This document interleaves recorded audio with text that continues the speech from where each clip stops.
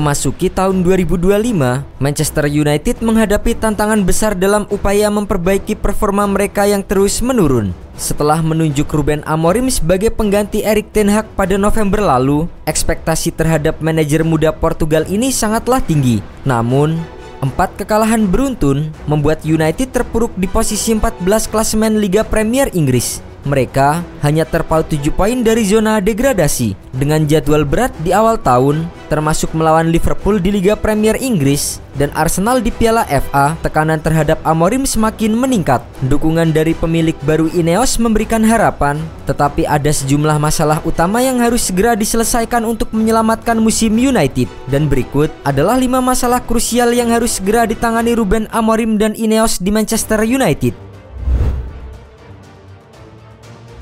Masa depan Marcus Rashford.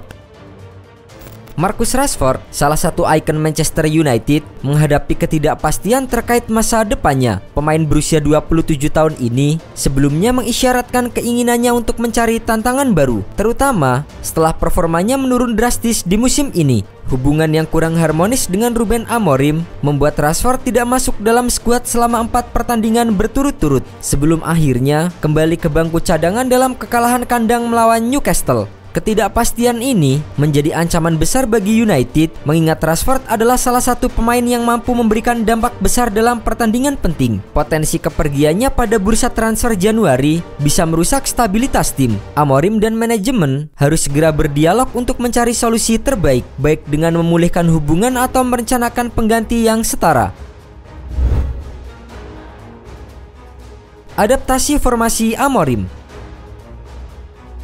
Ruben Amorim dikenal dengan formasi 3-4-3 yang sukses di Sporting Lisbon. Tetapi, implementasi taktik ini di Manchester United menghadapi kendala besar. Struktur skuad saat ini tidak mendukung strategi tersebut. Kegagalan untuk menyesuaikan formasi dengan potensi pemain yang ada membuat performa tim jauh dari harapan. Sementara bek sayap seperti Diogo Dalot dan Luke Shaw belum mampu memberikan kontribusi maksimal dalam peran lebih menyerang. Amorim perlu mempertimbangkan perubahan formasi yang lebih fleksibel untuk memanfaatkan kekuatan individu para pemain. Misalnya, beralih sementara ke formasi 4-2-3-1 atau 4-3-3 yang lebih familiar di Premier League sambil tetap memperkenalkan prinsip-prinsip taktiknya secara bertahap.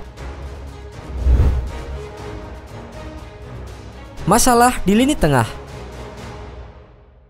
Lini tengah menjadi salah satu titik lemah Manchester United di musim ini. Kegagalan mengontrol permainan terlihat jelas saat kekalahan 2-0 dari Newcastle United di Old Trafford. Duet Casemiro dan Christian Eriksen kerap kewalahan dalam menghadapi intensitas lawan yang menunjukkan kelemahan fisik dan kurangnya mobilitas. Meskipun Kobbie Mainoo diberi kesempatan untuk membantu lini tengah, pemain muda ini belum mampu memberikan dampak yang signifikan. Kehadiran kembali Manuel Ugarte dan Bruno Fernandes diharapkan dapat memperbaiki stabilitas. Namun, United tetap membutuhkan solusi jangka panjang, seperti mendatangkan gelandang box-to-box yang memiliki kemampuan bertahan dan menyerang dengan seimbang. Tanpa peningkatan kualitas di lini tengah, United akan kesulitan bersaing melawan tim-tim besar seperti Liverpool dan Arsenal.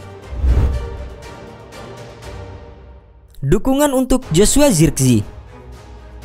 Joshua Zirkzee menghadapi tekanan besar setelah performa buruk dalam kekalahan melawan Newcastle. Penyerang yang dibeli dengan harga 36,5 juta pound sterling dari Bologna itu ditarik keluar pada menit ke-33 yang disambut dengan cemoohan dari supporter di Old Trafford. Kejadian ini jelas mempengaruhi kepercayaan dirinya. Ruben Amorim mengakui bahwa Zirkzee sedang melalui masa sulit dan menyerukan dukungan dari klub. Namun, sekedar memberikan dukungan psikologis saja tidaklah cukup. Amorim perlu mengidentifikasi cara terbaik untuk memanfaatkan kemampuan dari Zirkzee, memberikan kesempatan dalam pertandingan yang kurang bertekanan, atau menduetkannya dengan striker lain bisa menjadi solusi sementara untuk memulihkan kepercayaan diri sang pemain. Strategi transfer di bulan Januari.